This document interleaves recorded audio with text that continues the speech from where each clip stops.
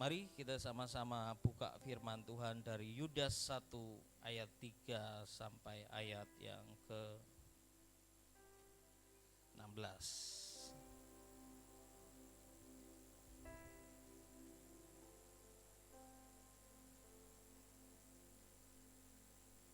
Yudas 1 ayat 3 sampai ayat yang ke-16.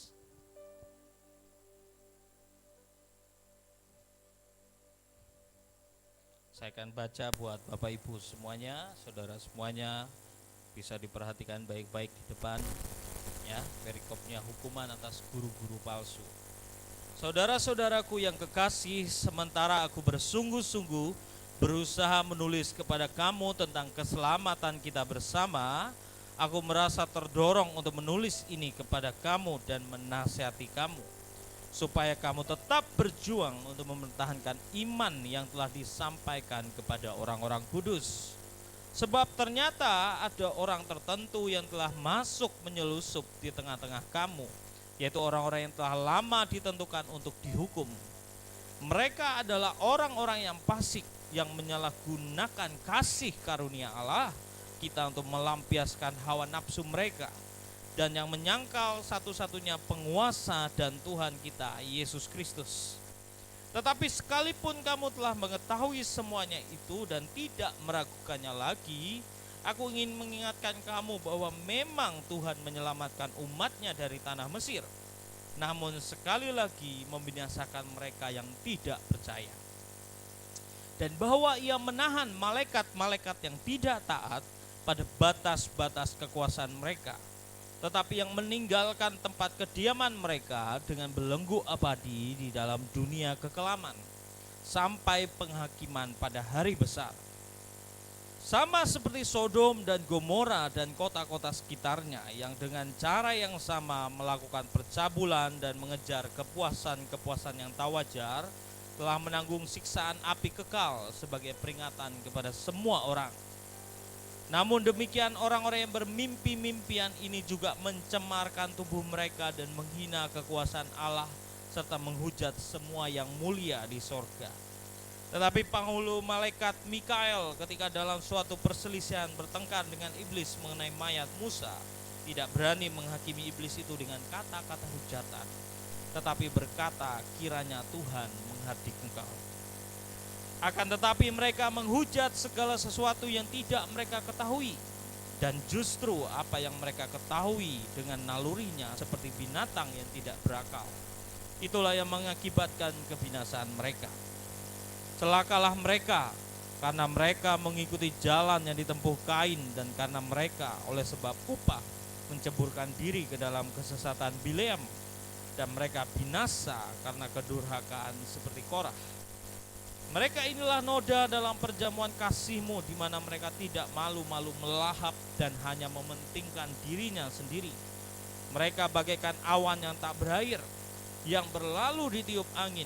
Mereka bagaikan pohon-pohon yang dalam musim gugur tidak menghasilkan buah, pohon-pohon yang terbantun dengan akar-akarnya dan yang mati sama sekali. Mereka bagaikan ombak yang ganas, yang membuihkan keaiban mereka sendiri. Mereka bagaikan bintang-bintang yang baginya telah tersedia tempat di dunia kekelaman untuk selama-lamanya. Juga tentang mereka, Henok, keturunan ketujuh dari Adam, telah bernubuat, katanya, sesungguhnya Tuhan datang dengan beribu-ribu orang kudusnya, hendak menghakimi semua orang yang menjatuhkan hukuman atas orang-orang fasik, karena semua perbuatan fasik yang mereka lakukan, dan karena semua kata-kata nista yang diucapkan orang-orang berdosa yang fasik itu terhadap Tuhan. Mereka itu orang-orang yang menggerutu dan mengeluh tentang nasibnya, hidup menuruti hawa nafsunya, tetapi mulut mereka mengeluarkan perkataan-perkataan yang bukan-bukan, dan mereka menjilat orang untuk mendapat keuntungan. Saudara, hari ini saya mau kita belajar dari firman ini, saudara. Ada hal-hal yang harus kita mengerti dan kita bisa melihat, meng-cross-check hidup kita, saudara, agar kita ini menjadi orang-orang yang tidak seperti manusia-manusia akhir zaman, saudara, tapi kita adalah umat yang ditebus yang dilepaskan dari semua yang jahat. Saudara, kita bisa belajar banyak dari Alkitab. Saudara, hari-hari ini saudaraku ya, kita ini harus ngerti saudaraku ya. Mana sih manusia-manusia yang enggak kenal Tuhan? Bahkan kita ini saudaraku ya ada di tengah-tengah pelayanan, tengah-tengah orang-orang yang beriman saudaraku ya. Tapi sekali lagi Tuhan berkata ada orang-orang fasik di dalamnya. Tidak semua orang yang di gereja itu baik saudaraku. Tidak semua orang yang di gereja itu diselamatkan. Dan saudara harus paham itu saudaraku ya. Makanya saudaraku ya, Yudas mengirim surat ini saudaraku ya, agar setiap umat Tuhan belajar. Dan hari ini juga kita mau belajar tentang ini. Dan saya berharap tidak ada ciri-ciri ini di dalam hidup kita. Saudara, yang pertama saudaraku ya, saudara bisa pelajari. Bisa tunjukkan buat saya ayat 4.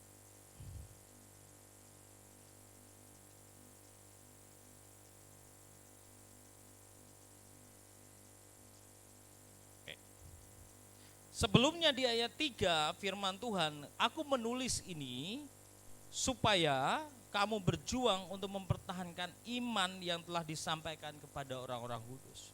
Saudara, kenapa saudaraku ya? Pesan Tuhan ini saudaraku ya, diberikan kepada umat Tuhan agar mereka tuh betul-betul percaya masa dan waktunya kejadiannya akan seperti ini. Orang dengan sembarangan saudaraku hidup, kata-katanya menghujat Tuhan dan lain sebagainya saudaraku ya.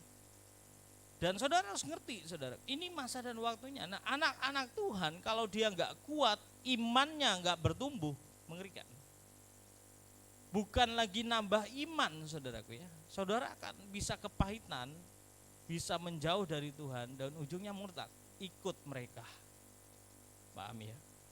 Jadi saudaraku, Tuhan tuh mau kita terus punya iman. Makanya saudaraku ya, saya sering cerita sama Bapak Ibu saudara semuanya, ayo kamu harus memperkuat imanmu, kamu harus belajar firman, kamu harus mendengarkan banyak hal tentang kebenaran saudaraku ya. Minggu lalu saya bilang apa saudara? Kuncinya di mana? Pendengaran kita. Kalau yang kita dengarkan adalah firman Tuhan, perkataan Tuhan, imanmu akan semakin kuat hari demi hari. Tapi yang kamu dengar kalau misalnya ocehan orang, saudaraku, perkataan negatif, berita di dunia ini, bahkan kata-kata omong kosong yang kamu terus masukkan, kamu dengarkan, itu akan membuat engkau bukan tambah imanmu kuat, tapi akan membuat engkau mulai meragukan Tuhan. Banyak saudaraku ya. Saya dulu ada teman saudaraku ya, sekolah Alkitab. Nah, sekolah Alkitabnya ini saya nggak tahu saudaraku ya, mereka kan belajar firman Tuhan. Tapi kenyataannya saudaraku ada dosennya yang malah kan meragukan bahwa Tuhan itu apakah Yesus itu Tuhan atau bukan. Waktu ditanya dia jawab dengan firman, dibalikin lagi oleh dosennya. Buktinya ini, buktinya ini. Sampai ujungnya saudaraku dia mulai, ya juga ya. Apa ya? Karena apa? Dia selalu dijejalkan dengan hal-hal itu. Mengerikan loh saudaraku hari-hari ini. Makanya saudaraku jangan salah pilih apa yang kita dengar dari sekeliling kita. Carilah orang-orang yang membangun imanmu. Carilah orang-orang yang membawa kamu kenal dengan Tuhan. Bawalah orang-orang yang membawa kamu makin bergairah dengan Tuhan. Kalau orang itu saudara tahu, waduh perkataannya selalu enggak baik saudaraku, jangan terlalu didekati saudaraku.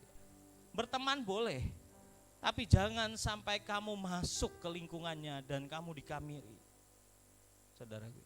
Makanya di Alkitab selalu bilang, apalagi buat anak-anak muda, selalu dikatakan apa? Pergaulan yang buruk merusak kebiasaan yang baik. Makanya saudaraku ya, saudara hati-hati. Saya ketika bertobat, saya memilih meninggalkan pergaulan saya yang lama. Sampai teman-teman saya selalu cari saya, Ki kemana kamu, lama gak muncul dan lain sebagainya. Saya cuma bilang saya sibuk di gereja. Saya sekarang pelayanan di gereja. Sampai akhirnya mereka gak cari saudara. Karena saya tahu kalau saya ada di tengah-tengah mereka, ya, saya nggak akan tahan lama, saudaraku ya, menolak semua ajakan, menolak semuanya yang kelihatannya oke, saudara, nggak akan kuat. Dan saya tahu karena saya pernah jatuh sebelumnya di sana, ya.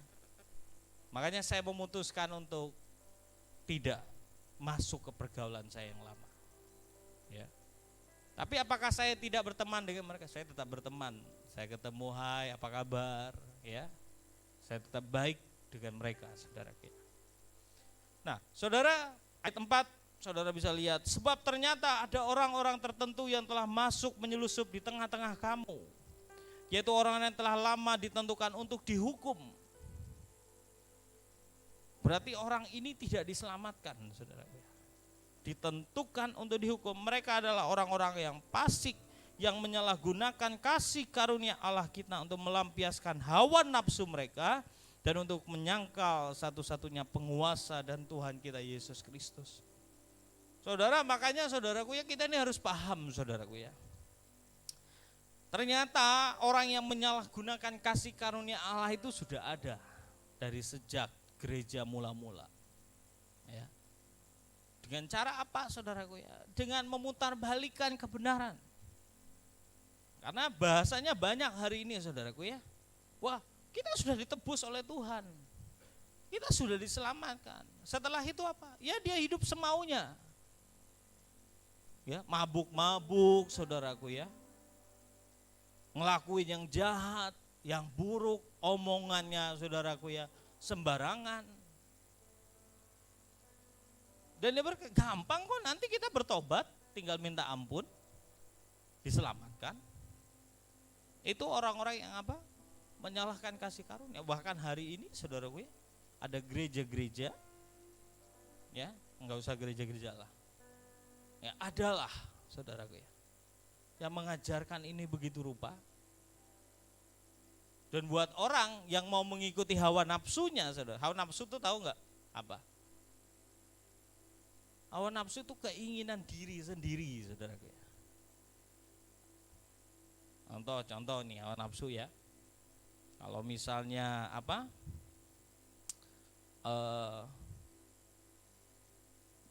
Kita makan. Ini padahal makanan sedikit. Orang lain semuanya harus bagian dong.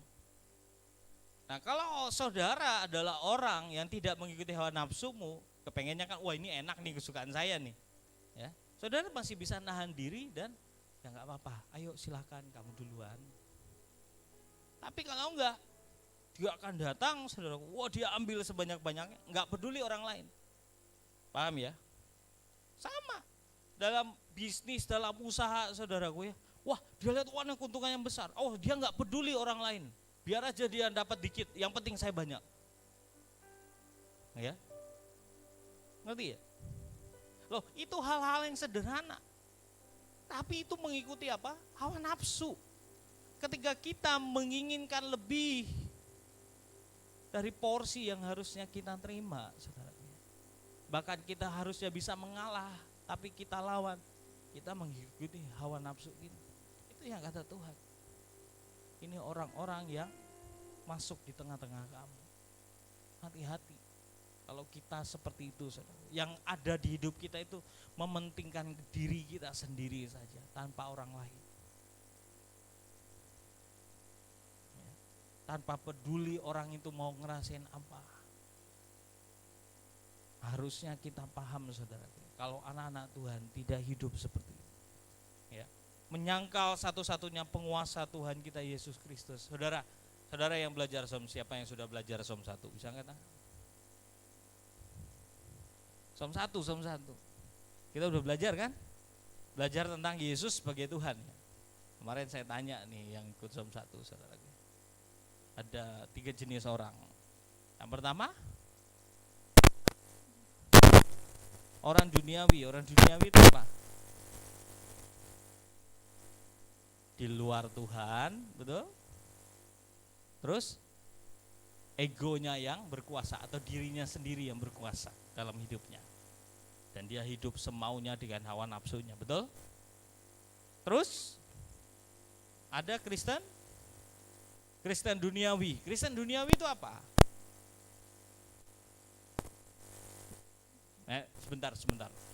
Karena orang Kristen ini saudaraku ya, ada yang mengaku dirinya Kristen, tapi sudah sejak lahir. Menurut saya itu masih belum Kristen. Betul? Sepakat? Walaupun KTP-nya Kristen. Karena Kristen saudaraku ya, Kristen itu kan orang-orang yang mengikuti Kristus, betul? Berarti hidupnya, cara bicaranya, semuanya ikutin Kristus. Itu Kristen. Itu mula-mula orang pengikut Kristus dibilang Kristen di jemaat di Antioquia. Ya. Jadi buat saudara, Kristen itu apa?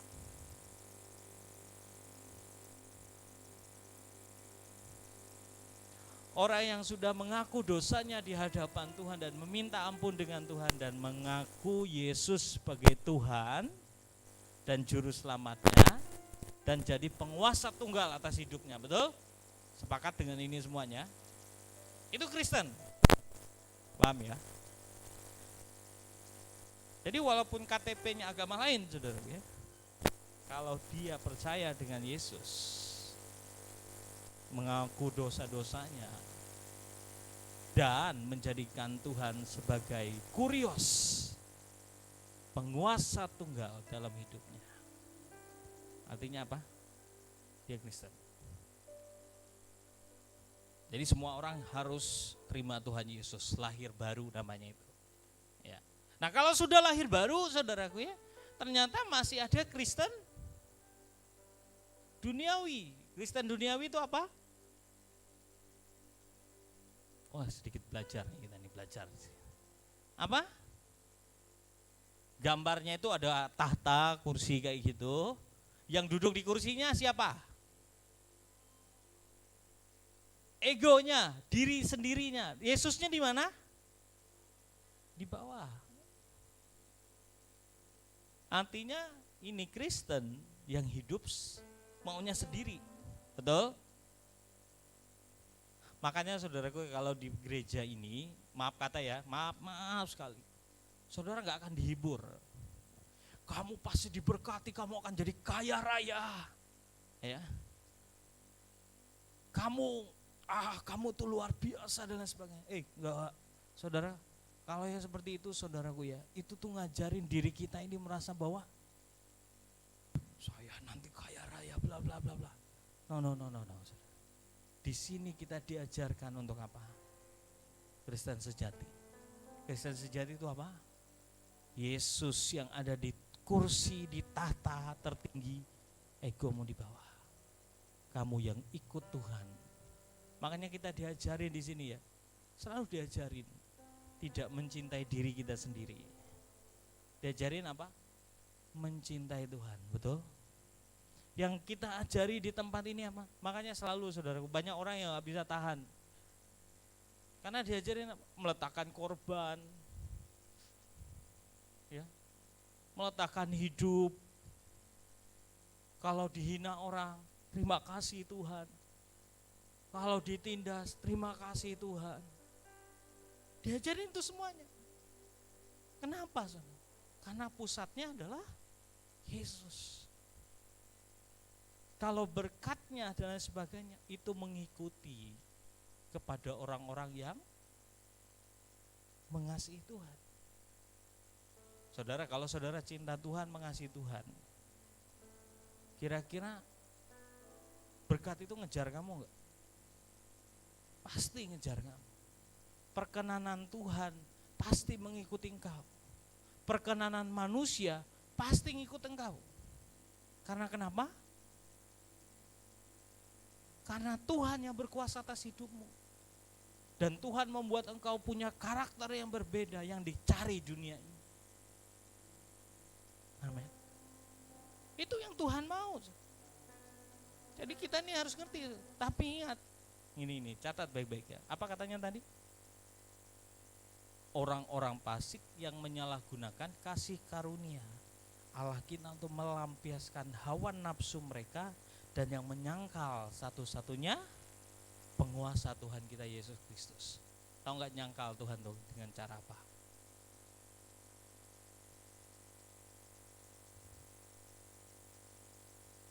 tidak menjadikan Tuhan dan kehendaknya prioritas hidup. Ketika kita milih untuk ngikutin keinginan kita, mau kita, itu tanda-tanda saudara nyangkal Tuhan. Betul nggak? Tuhan ini misalnya bilang ya, nak lurus, jalannya lurus. Ini kehendak Tuhan loh ya. Dia Tuhan, betul? Saudara harusnya apa? Ngikut, lurus, betul? Tapi saudara bilang, enggak tuh ngapain lurus? Jalan itu aja lihat nanjak loh. Banyak batu-batu. Capek. Nih, jalannya nurun, mulus. Kamu belok. Kamu sedang menyangkal apa tadi? Menyangkal keinginan Tuhan. Betul? Kamu jalan dengan mau sendiri. Inilah yang Yudas bilang. Banyak orang menyangkal kehendak Tuhan dalam hidup. Lebih memilih ikut apa katanya tadi? Hawa nafsunya. Wah, jangan nak, jangan ke sana. Gak bisa. Sini rame. Sana syahdu. Oh sana lampunya kelap-kelip. Sini, aduh redup. Paham ya? Ini yang Tuhan bilang. Ayo cek, cross check hidup kita saudara. Mereka mengikuti hawa nafsunya dan tidak menjadikan Tuhan jadi pemimpin dalam hidupnya. Ayo saudara. Firman Tuhan juga katakan ayat yang kelima. Tetapi sekalipun kamu telah mengetahui semuanya itu dan tidak meragukannya lagi, aku ingin mengingatkan kamu bahwa memang Tuhan menyelamatkan umatnya dari tanah Mesir, namun sekali lagi membinasakan mereka yang tidak percaya. Tidak tahu kan? Ingat lo ya, semua orang diberitakan untuk menerima keselamatan, betul? Tapi tidak semua orang masuk tanah perjanjian. Yang tidak percaya, apa yang terjadi? Binasa. Makanya saudara, ketidakpercayaan kita tuh hati-hati.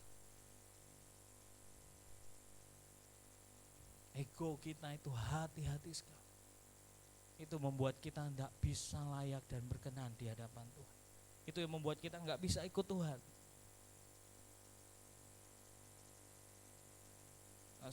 Kalau saya secara pribadi saudara, saya selalu mengatakan kepada diri saya, ya, kalau saudara lihat di Galatia 2 ayat 20 saudaraku ya, hidup yang kuhidupi sekarang bukanlah aku lagi, tapi Kristus. Tuh, saya selalu bicara kepada diri saya sendiri saudara. Saya nggak bisa bicara sama orang lain.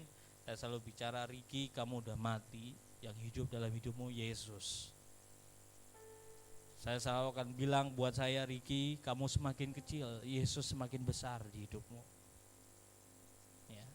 Saya selalu memperkatakan itu saudara. Buat apa sih? Nyadarin diri saya nih.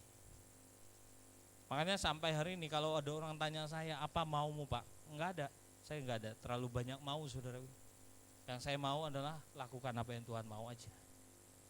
Udah. Itu hidup saya saudaraku. Bukan berarti saudara enggak boleh punya kemauan, boleh. Tapi apa? Serahkan kepada Tuhan. Betul? Ada firman-Nya kan, katakan, kalau kamu merencanakan sesuatu, betul? Serahkan kepada Tuhan. Nanti Tuhan yang akan memimpinnya. Kalau misalnya Tuhan bilang nggak boleh, Dia akan hentikan semua rencanamu. Tapi kalau itu memang rencana Tuhan, Dia akan jadikan terus. Paham ya? Serahkanlah segala sesuatu ke dalam tangan Tuhan. Boleh punya mimpi, boleh. Misalnya saya mau kuliah nanti di sini, tapi jangan ngoyo. Maksudnya jangan ngotot saudara gue. Serahkan, Tuhan boleh enggak? Serahkan ke Tuhan sampai itu jadi seperti yang Tuhan mau. Amin. Ya. Nah, saudara, dari firman ini saudaraku ya, kita harus ngerti saudara, enggak semua orang diselamatkan. Butuh hati yang betul-betul sungguh-sungguh mengikuti Tuhan. Lanjut. Ayat 6. Dan bahwa ia menahan malaikat-malaikat yang tidak taat pada batas-batas kekuasaan mereka, tetapi yang meninggalkan tempat kediaman mereka dengan belenggu abadi di dalam dunia kekelaman sampai penghakiman pada hari besar. Ayat 7-nya, sama seperti Sodom dan Gomora dan kota-kota sekitarnya yang dengan cara yang sama melakukan percabulan dan mengejar kepuasan-kepuasan yang tak wajar, telah menanggung siksaan api kekal sampai sebagai peringatan kepada semua orang. Saudara, tahukah saudara, ya, setan itu, saudaraku ya, sekali lagi, setan itu punya batasan di dunia ini. Jadi dia nggak punya apa-apa. Sekarang itu diizinkan Tuhan. Dan mereka juga dirantai dengan belenggu abadi, saudaraku. Makanya ya, saudaraku ya, kita ini harus sadar, saudaraku, kita nggak perlu takut sama setan. Orang-orang percaya, orang-orang yang jalan sama Tuhan, nggak usah takut. Karena kenapa? Dia tuh punya batasan dengan kita. Dia nggak bisa sembarangan dengan anak-anak Tuhan. Ya. Tapi kalau misalnya banyak hal yang terjadi, sakit penyakit kita alami, kecelakaan, ada loh saudaraku ya. Orang yang kecelakaan bolak-balik, kecelakaan, saudaraku ya. Terus kantongnya bocor terus. Paham ya? Ngalamin penyakit namanya kanker. Tahu kanker? Kering kantong. Loh, saudaraku, saya mau cerita ini biar kita paham loh saudaraku ya. Apakah Tuhan mau membiarkan kita kekeringan? Enggak kan? Amin. Dia mau berkati kita. Nah, itu yang kita harus kerja, karena pasti ada setan di baliknya. Karena setan itu tujuannya mencuri berkat kita, membunuh semua potensi hidup kita, membinasakan kita di alam maut. Itu satu-satunya tujuannya. Makanya saudaraku, dia mau rampas semua kesehatan kita, dia mau rampas damai sejahtera kita, dia mau hancurkan keluarga kita, dia mau habisi keuangan kita pun dia mau habisi. Karena keuangan ini sumber semuanya. Ya, permasalahan keluarga muncul dari apa saudaraku? Keuangan, betul?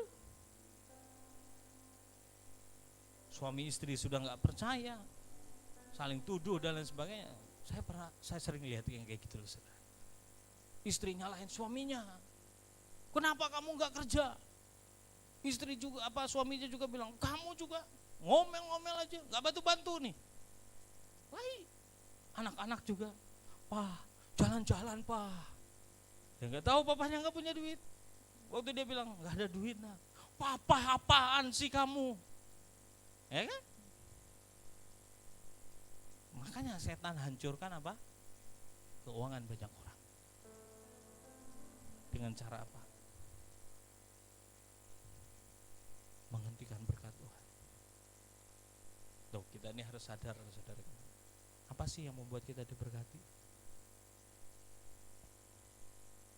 Ini masalah keuangan. Saya sering kali lihat anak Tuhan, ya. Saya sering ajarin saudara, Tuhan dulu ngajarin saya.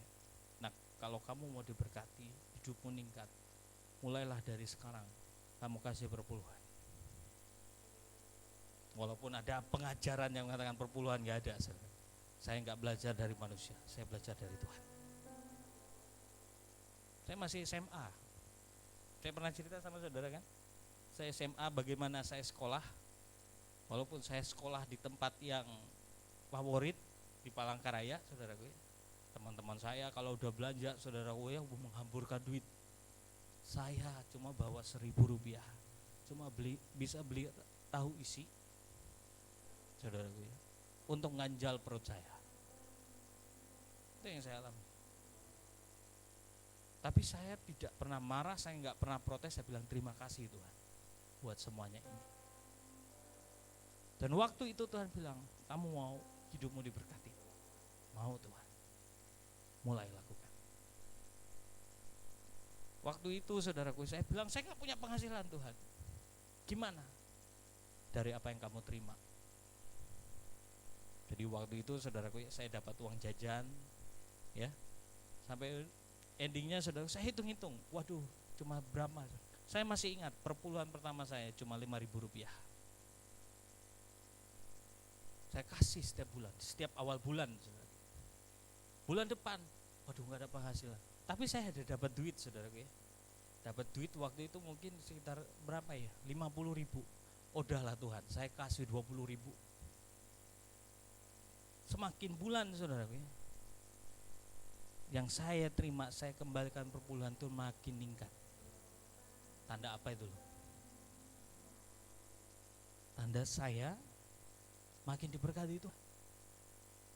Tiba-tiba saya lagi apa, ada teman yang punya kerjaan, Ki, ayo bantu saya. Saya dapat penghasilan, saudara. Bahkan saya kuliah, saudara, saya dapat beasiswa. Saya bisa kasih perpuluhan di sana. Sampai hari ini saya kerjakan itu. Saya kembalikan ke Tuhan.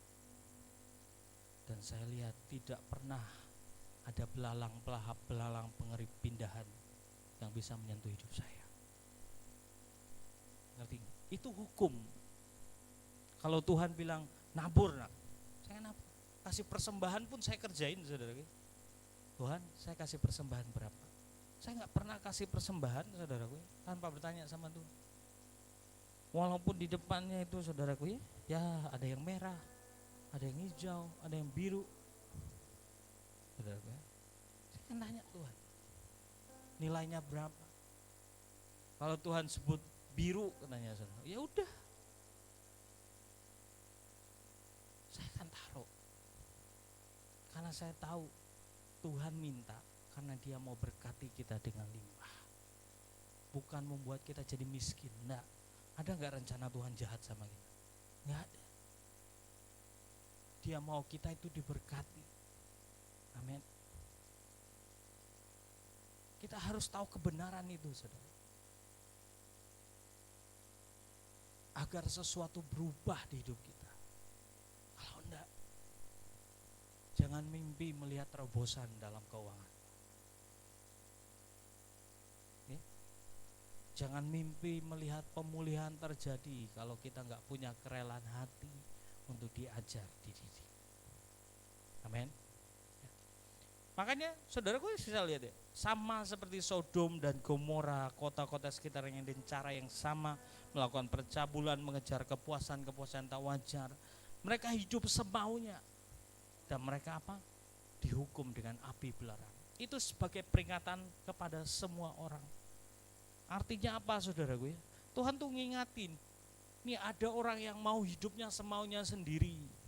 Akibatnya seperti kita ini, saudaraku, dalam hidup kita, kalau kita mau hidup itu semau kita sendiri, saudara bisa pelajarin seperti Sodom. Akhirnya apa? Binasa. Jadi kita harus paham, gak bisa hidup semau kita sendiri, gak bisa. Kita ini yang tahu yang terbaik atas hidup kita itu cuma Tuhan. Bahkan kita ini ya saudara, kita nggak pernah tahu loh sehari di depan kita atau sejam di depan kita akan jadi apa. Yang tahu siapa? Tuhan. Jadi kita ini menyerahkan kepada yang tahu, amin. Makanya saya nggak pernah khawatir sama hidup saya. Saya udah menyerahkan hidup saya sama Tuhan. Kalau anak saya lagi ngalamin apa, saya serah, Tuhan, serah Engkau Tuhan, Kau pemilik hidup kami. Saya sakit, saya sering cerita sama saudara. Saya jarang cerita sama istri saya. Ya. Saya pernah ngerasain saudaraku, ya di sini saya tuh sakit nusuk betul. Saya nggak tahu apa, karena saya nggak pernah cek. Sakit, saudara. Saya sampai keringat dingin. Nahannya, saudara. Saya cuma bilang, oh ya, itu ya mungkin istri saya pernah cerita, saudara. Istri saya sudah bayangin, wah nanti kalau suami saya meninggal, ya, saya mau bikin KKR. Dia cerita, saudara. Saya tuh betul-betul, saya nggak cerita, saudaraku ya. Dia ngelihat sendiri, saya menggigil, saudaraku ya, ini sakit. Saya cuma bilang sama Tuhan, Tuhan, hidup mati saya di tangan-Mu. Saya nggak pernah takut dengan apapun, karena saya tahu kalau saya harus pulang sekarang, saya siap. Karena saya akan bersama dengan Engkau. Saya ngomong seperti itu sama Tuhan. Tapi kalau saya masih punya tugas di dunia ini untuk menyelesaikan panggilan saya percaya Engkau pasti sembuhin saya. Dan Tuhan itu cuma bilang, ngucap syukur dan terima kasih sama Tuhan. Waktu itu Roh Kudus cuma bilang kayak gitu. Jadi Sepanjang saya sakit saya cuma bilang terima kasih Tuhan Engkau baik. Engkau sudah pulihkan sembuhkan. Terima kasih Tuhan. 30 menit saya ngomong segitu. Seketika itu berhenti. Saya dari yang menggigil, tubuh hangat, saudara, sehat. Besok saya kembali pulih. Ini yang terjadi sama saya. Saya menyaksikan ini saudara, bukan karena saya cuma ngajarin saudara, meletakkan hidup berserah sama Tuhan ya kayak gitu. Kalau harus pun pulang, ya udah nggak usah takut, karena mungkin itu rencana terbaik dari Tuhan. Tapi jangan mutusin sendiri, tuh. Kalau saudara dengar pengajaran Pak Yusak Cipto, dia selalu bilang apa? Tanya Tuhan, kehendak Tuhan apa? Itu aja. Amin. Itu yang membuat kita sampai akhir. Bangsa Israel, mereka yang mengikuti perintah Tuhan lewat Musa, mereka sampai kemana? Tanah perjanjian. Tapi semua yang ngelawan Tuhan mati binasa di padang gurun. Ya. Lanjut ayat 8. Namun demikian orang-orang yang bermimpi-mimpian itu juga mencemarkan tubuh mereka dan menghina kekuasaan Allah serta menghujat semua yang mulia di sorga. Ayat 9-nya. Tetapi penghulu malaikat Mikael ketika dalam suatu perselisihan bertengkar dengan iblis mengenai mayat Musa, tidak berani menghakimi iblis itu dengan kata-kata hujatan, tetapi berkata, kiranya Tuhan menghadik engkau. Ayat 10-nya. Akan tetapi mereka menghujat segala sesuatu yang tidak mereka ketahui, dan justru apa yang mereka ketahui dengan nalurinya seperti binatang yang tidak berakal, itulah mengakibatkan kebinasaan mereka. Saudara bisa lihat bagaimana orang hidup di akhir zaman itu dengan kata-kata yang sembarangan. Setan aja tahu, saudaraku, dia nggak berani ngomong sembarangan sama Tuhan, betul? Waktu Yesus ada, coba lihat apa kata-kata setan. Apakah urusanmu engkau, hai anak Allah Maha Tinggi? Tetap menyembah Tuhan, betul? Dengan kata-katanya, tetap takut sama Tuhan, betul? Tapi manusia yang mengikuti hawa nafsunya, saudara, dengan gampang tuh ngomongin Tuhan, menghujat Tuhan.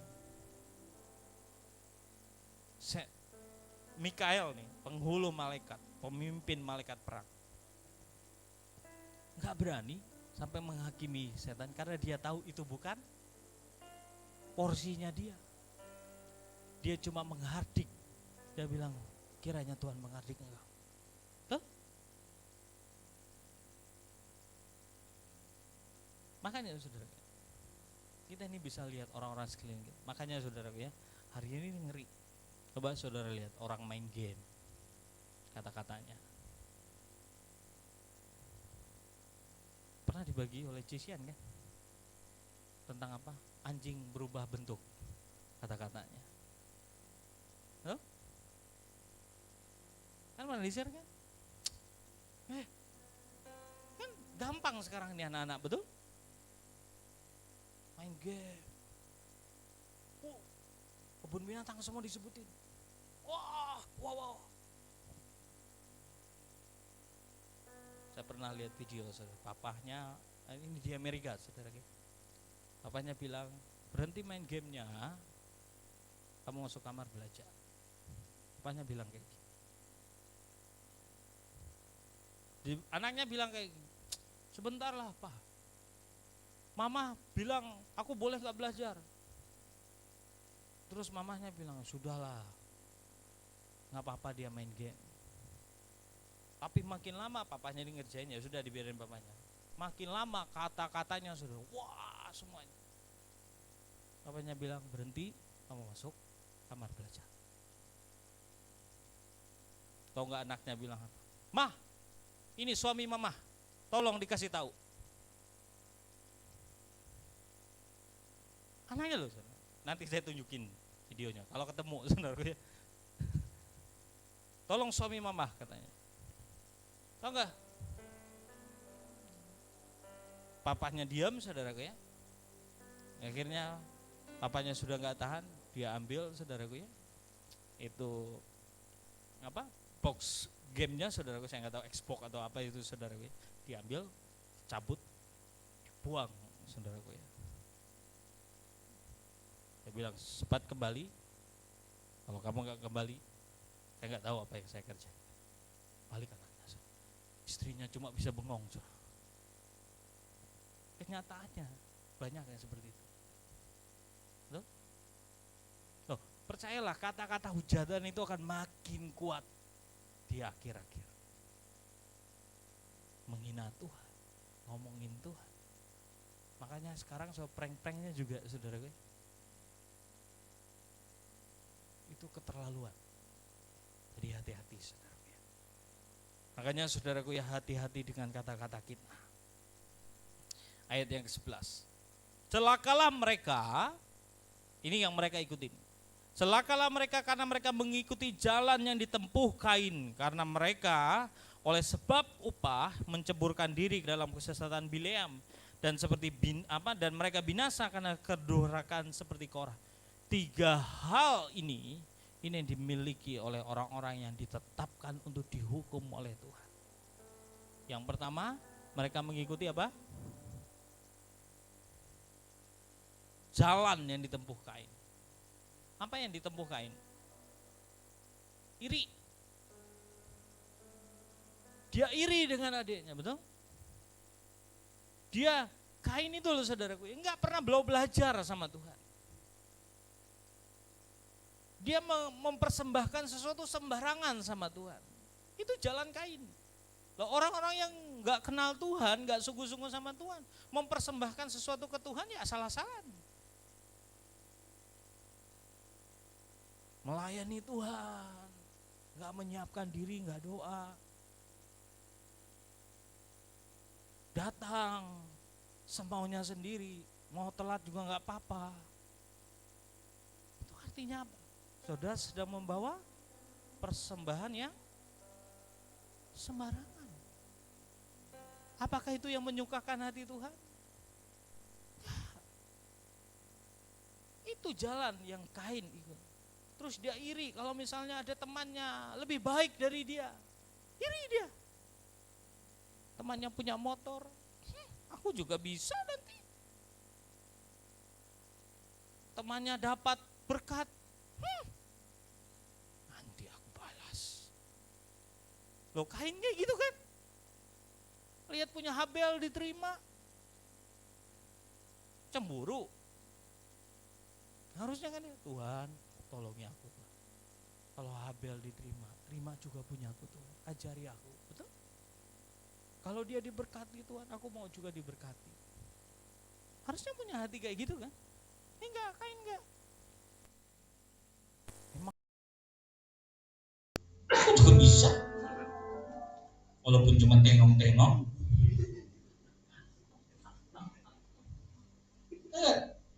Melihat orang disanjung, dipuji. Aku juga mau disanjung, dipuji. Itu jalan Kain. Saudara bisa lihat kita. Apakah kita mengikuti jalan Kain? Nggak pernah memberi yang terbaik buat Tuhan. Semua salah-salah. Ayo cross check hidup kita. Apakah jalan Kain itu yang kita ikuti? Kain nggak pernah mau belajar. Dia hidup semaunya sendiri seperti saya. Ya udahlah, Tuhan juga apa ya? Yang penting aku nih kerja ini jadi petani. Udah kasih ini aja udah cukup lah. Tuhan tahu diri lah. Nggak usah yang aneh-aneh mintanya. Aku nih capek. Aku nih lelah. Banyak yang sudah aku lakukan.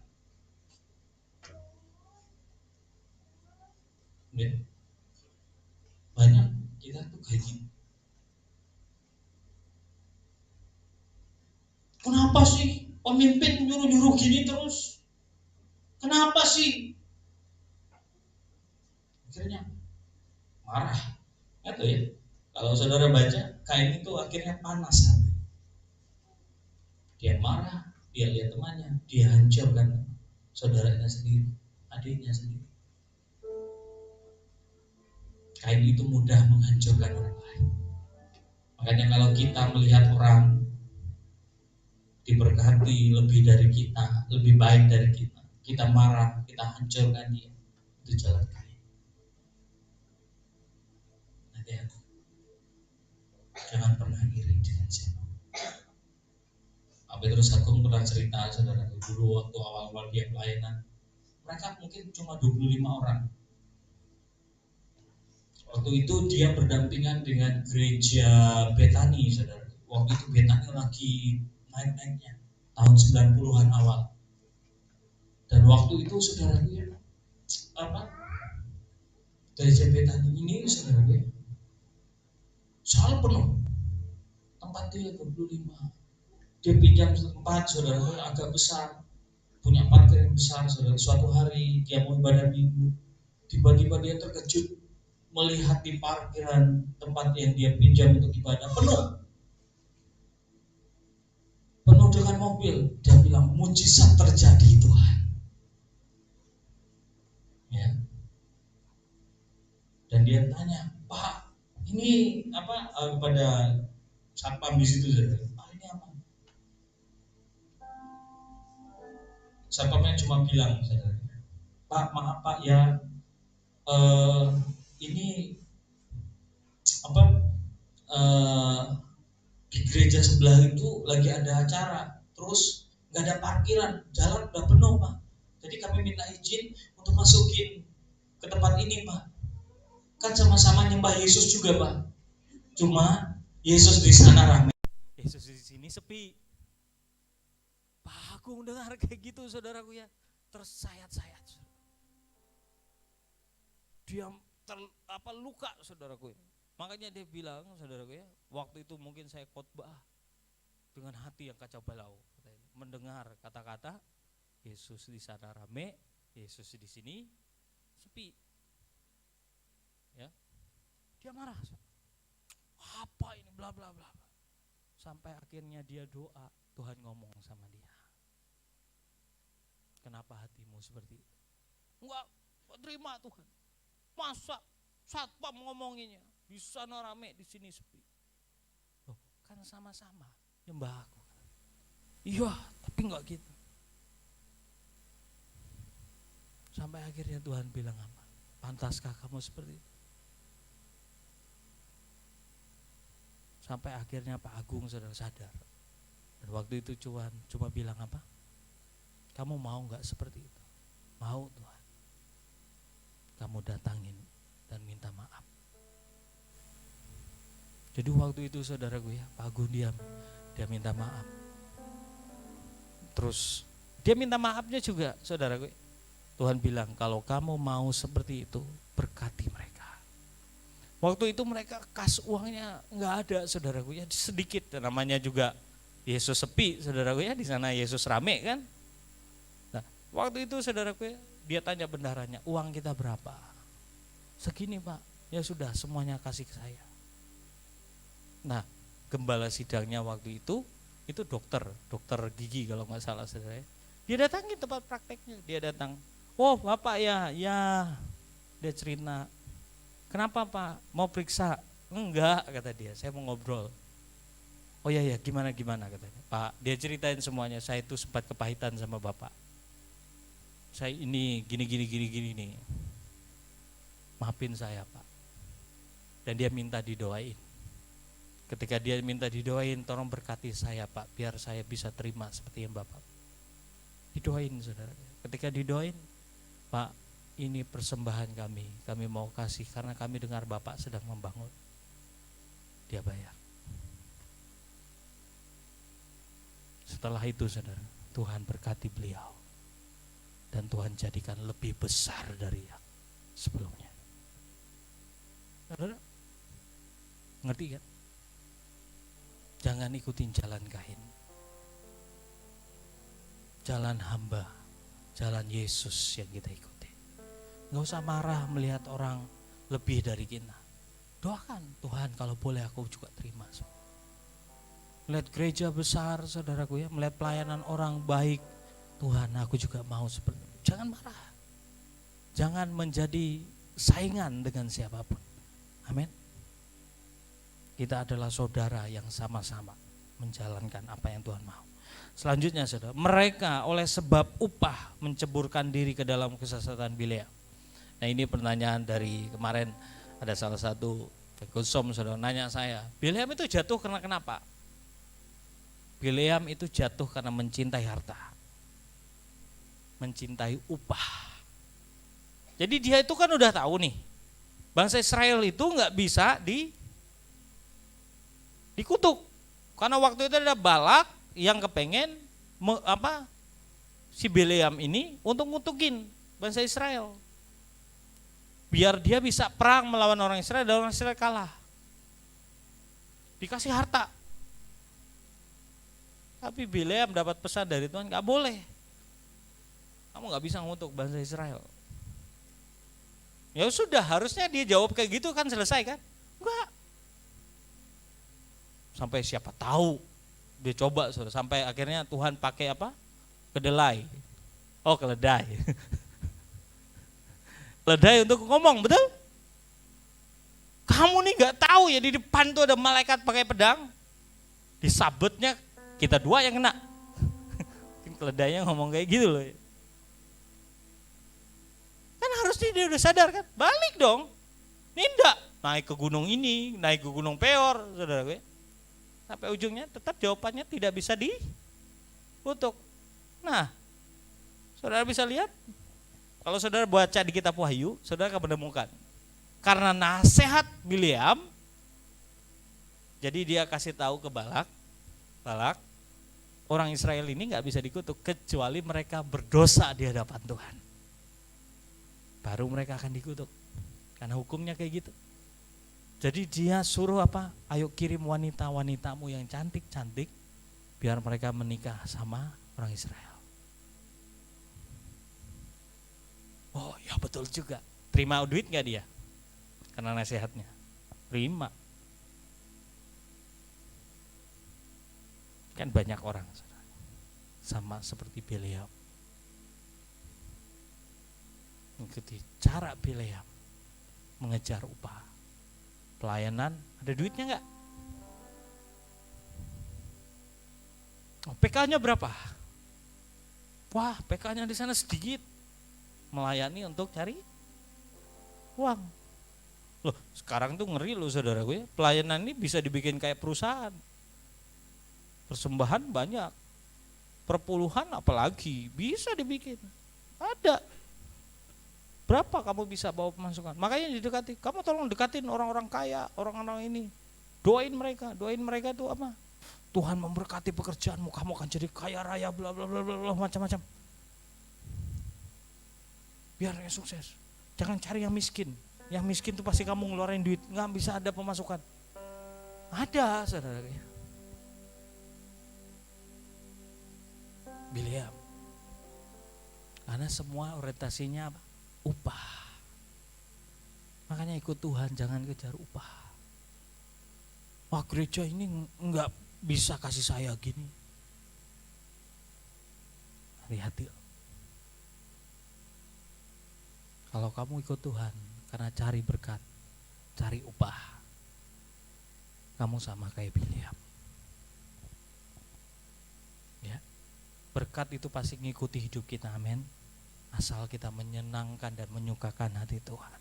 Itu aja. Tuhan akan membuat hidupmu berbeda. Tuhan akan limpahi engkau dengan segala kebaikan dan kemurahannya. Amin.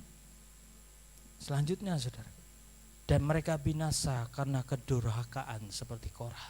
Tahu kan Korah? Korah itu kaum imam yang mati bersama Korah, Datan dan Abiram. Bumi terbelah, masuk ke dalam tanah. Saya dulu mikir, apakah mungkin jejet kayak gitu. Tapi sejak kejadian di Palu, saya bisa ngerti saudara, kejadiannya kayak gitu. Tahu kan kejadian Palu? Gempa di Palu, tanah terbuka, betul, goyang semua kayak gini, jatuh ke dalam tanah semua, betul? Orang-orang semuanya jatuh dalam tanah. Setelah itu di atas ada liquidifikasi, betul? Turun, nimbun. Makanya saudara ada yang lihat kan? pohon kelapa, bangunan yang sebenarnya ada di ujung sana tiba-tiba pindah, nutup. Itu bumi menghangatkan, terus ditutup lagi. Paham ya? Korah itu memberontak karena dia nggak terima dengan Musa. Karena dilihat Musa banyak kekurangannya. Loh, saya mau tanya, di dunia ini ada orang yang sempurna nggak selain Yesus? Nggak ada, betul? Saya tanya, orang tua kita sempurna nggak? Enggak kan? Kalau saudara seperti Korah, aku mau mengambil posisi papaku, kudeta. Mungkin kan? Tetap dia punya kekurangan, punya kelemahan. Saudara berdoa. Kalau Korah dia nggak terima Musa lakukan itu, berontak, dia lawan. Tuhan hukum. Apakah pemimpin itu sempurna? Enggak, pasti punya kekurangan. Saya bersyukur saya diajarin Tuhan. Ketika saya ada di bawah sebuah otoritas, saya lihat kekurangannya, bahkan Tuhan cerita buat saya. Pemimpinmu ini, kurang ini. Pemimpin saya sendiri. Saya tanya sama Tuhan, kenapa engkau cerita seperti itu ke saya? Kan kalau cerita, bukankah saya ini langsung punya perspektif yang negatif sama pemimpin saya? Tahu gak Tuhan bicara apa? Nak, aku bicara sama kamu bukan untuk kamu menghakimi dia, tapi kamu sebagai orang yang di bawah dia, doakan dan topang dia. Saya bilang, ya saya ngerti Tuhan. Bukan ngelawan, doain. Amin. Kita harus belajar. Istri kan ada firmannya, saudara. Istri kan kalau suami misalnya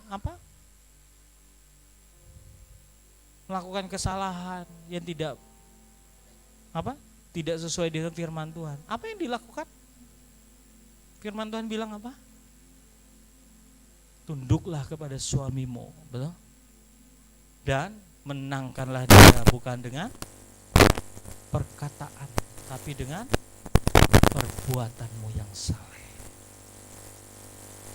Artinya jangan dilawan. Papa ini tunjuk lagi. Ya kan? Kalau perempuan saudaraku diakui kalau sudah. Ya anak-anak tahu kan? Kalau mamah lagi marah kan? Bisa panjang tuh. Saudaraku ya? Enggak ada tuh. Kalau orang tua kan, kalau papa kalau marah kan jangan, ya kan? Sekali aja udah. Kalau mama, ini bagian mama. Kamu tuh ya, kamu tahu nggak? Ya, tersalurkan. Ya, jadi tolong anak-anak maklumilah mama-mamamu ya. Makanya Tuhan bilang, kalau ke suami bahaya. Kalau ke suami, ya bisa berabe nanti. Makanya Tuhan bilang untuk suamimu jangan dengan kata-kata, tapi perbuatanmu yang saleh. Ya, Tuhan mau. Gak usah dilawan, gak usah berontak, doain, amin. Pemimpinmu salah, punya kekurangan, doakan, amin. Gak usah diomongin. Oh, bukankah kayak gitu hukumnya? Kalau suami harus menghormati, istri menghormati suaminya, benar? Sama, ketika kita punya pemimpin, ingat menghormatin dia, bukan dengan kata-kata, tapi dengan perbuatan. Sama seperti Yesus. Ada yang bisa protes sama Yesus? Ngajarin Tuhan misalnya, Tuhan Yesus harusnya gini-gini dong. Nggak ada kan? Makanya Tuhan bilang, Yesus kepala gereja, betul? Terus ada pemimpin di bawah gereja, gembala misalnya. Di bawahnya lagi ada lagi kan? Sama seperti katanya? Suami sebagai kepala, betul? Nah, hukumnya sama kayak gitu. Hati-hati. Kalau saudara udah baca, lihat Korah, lihat data Abiram, Miriam sama Harun saja, mereka tahu kok. Karena memang siapa? Musa ngambil seorang perempuan, Kusi, betul? Dia sudah punya istri, Zipora, orang Midian, betul? Dia ambil lagi istri. Kan mereka tuh nggak boleh tuh nikah sama orang asing, betul? Ya ambil kok. Salah nggak? Salah kalau menurut orang Israel. Makanya mereka protes, betul? Tuhan bela siapa? Bela Miriam sama Harun. Bela Musa. Pemimpin kita salah, dia berurusan sama Tuhan. Suami kita salah, dia berurusan sama Tuhan. Pokoknya urusan pemimpin, urusannya dia sama Tuhan. Kamu tuh doain, biar tiba-tiba misalnya ya, nih istri, suami buat kesalahan ya, doain Tuhan tolongin suami saya biar dia tahu kebenaran. Di jalan tiba-tiba, iya juga ya, salah juga saya tadi ya. Karena yang nobatin siapa? Tuhan. Sampai Tuhan, dia balik, mama maafin saya tadi salah. Pakai kata-kata enggak? Enggak, doa. Pemimpin juga sama, oh iya saya juga salah tadi. Kenapa saya ngambil keputusan itu ya? Tapi kalau kamu enggak berdoa, makin salah dia. Makin kamu ajarin, makin ngelawan dia. Ngerti ya? Saya berdoa saudara paham ini. Sehingga kita tidak mengikuti jalan Korah. 3 hal ini. Pemberontakan, gak bisa tunduk, gak bisa taat, itu mengerikan. Itu yang membuat saudara gak bisa sampai ke Tuhan. Jangan ikuti jalan Kain yang hanya mengejar kemauannya sendiri, yang tidak tahu mempersembahkan yang terbaik buat Tuhan.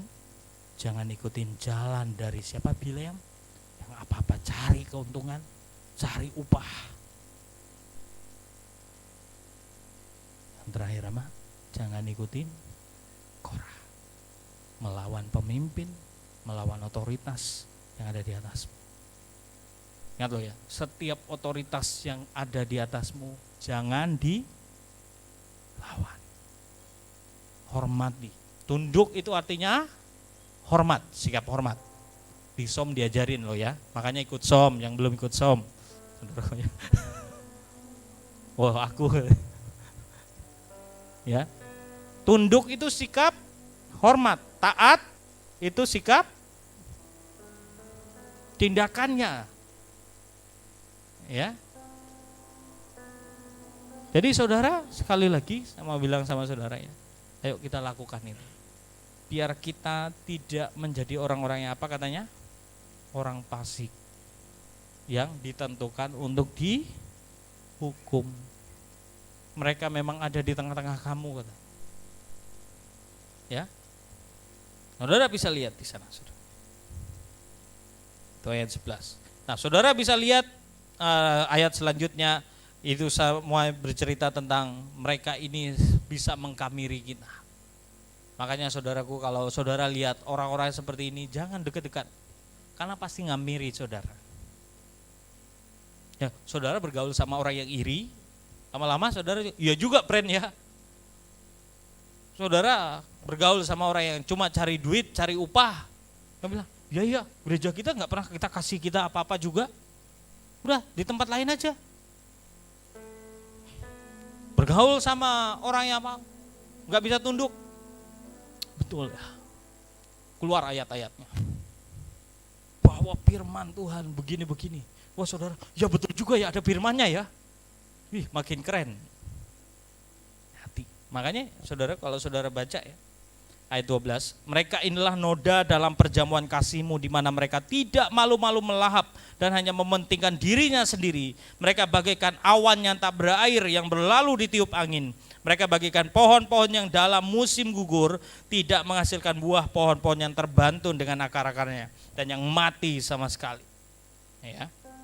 Dan firman Tuhan katakan, juga ayat 14 tentang mereka, Henok keturunan ketujuh dari Adam telah bernubuat katanya, sesungguhnya Tuhan datang dengan beribu-ribu orang kudusnya hendak menghakimi semua orang dan menjatuhkan hukuman atas orang-orang fasik karena perbuatan fasik yang mereka lakukan karena semua kata-kata nista. Ingat lo ya, dari kata-kata setiap orang itu kita tahu nih orang benar atau tidak. Ya. Yang diucapkan orang-orang berdosa yang fasik itu terhadap Tuhan. Mereka itu orang-orang yang menggerutu. Ya. Cek siapa yang suka menggerutu.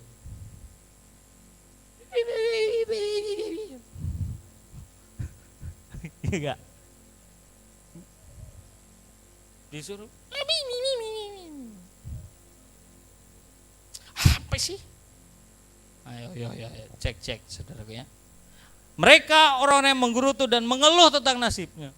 Betapa malang nasibku katanya. Apa? Nangisin dirinya saudara. Kenapa ya hidupku kayak gini ya? Kenapa ya? Saudara, pantas gak kita harus bilang kenapa ya? Gak usah. Perbaiki hidup kita, amin. Kenapa ya aku gak lahir dari orang tua, jadi anggota dewan lah dia. Papaku gubernur, mamaku bupati. Ya, kenapa ya? Aku gak lahir dari orang tua yang bisa beli Lamborghini. Saudara, gak usah marah dengan itu. Kalau kamu ngalamin kayak gitu, ya udah kamu yang bertobat minta ampun sama Tuhan. Sungguh-sungguh cari Tuhan, amin. Nggak usah menangisi semuanya itu semua dalam kendali Tuhan. Amin. Ucap syukur, perbaiki hidup kita, jauhkan dosa. Datang ke Tuhan sungguh-sungguh, Tuhan pulihin. Hidup menuruti hawa nafsunya, keinginan diri sendiri, tetapi mulut mereka mengeluarkan perkataan-perkataan yang bukan-bukan. Hati-hati loh ya, yang bukan-bukan ini suka omong kosong, ngomong tinggi-tinggi, lupa masih napak bumi, saudara ya. Wah, saya kepengennya nanti punya bangunan yang gede, ya. Tapi bangun aja malas, saudaraku ya. Bangun pagi aja malas.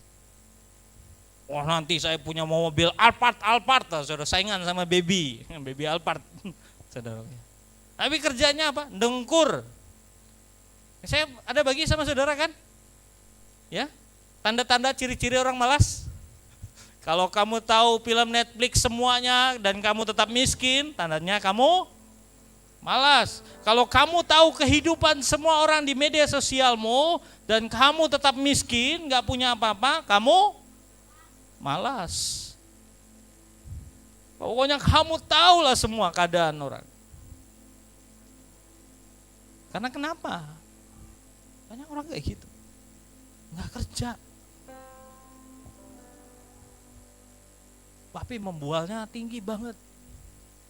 Gak usah lah kita kerjakan langkah demi langkah. Gak usah lah, kok nanti aku kepengen ini, aku punya mobil dulu, ini ya boro-boro punya mobil, beli minyak, motor aja, beli apa aja, kita gak punya duit ayo.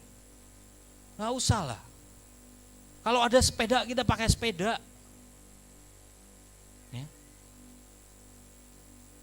Oh, saya kerjain itu loh saudara, nggak punya sepeda, nggak punya motor, mau ibadah, ya udah Tuhan kasih saya kaki, saya kan jalan kaki, kerjain saudara ya. Itu ada mana John ada, nggak ada, absen John itu mau MK saudaraku ya, tuh ponakannya si Desi. John itu mau MK karena nggak punya handphone, dia nggak tahu MK hari apa. Tahu nggak? Dari Kasadopa dia jalan kaki ke rumah Papa Kiki loh, Angga. Tahu kan Angga di mana? Dia bos. Karena mau ibadah aja loh. Saya cuma bengong, Kasadopa. Kasadopanya masih mending loh kalau misalnya masih tempat Erna, makin jauh lagi ke belakang. Tuh, Kasadopanya dekat sama Kelampangan. Jalan kaki. Ayo, coba mau MK loh. Saudara aja yang dekat gak punya motor. Maaf Kak, gak bisa MK, gak punya motor.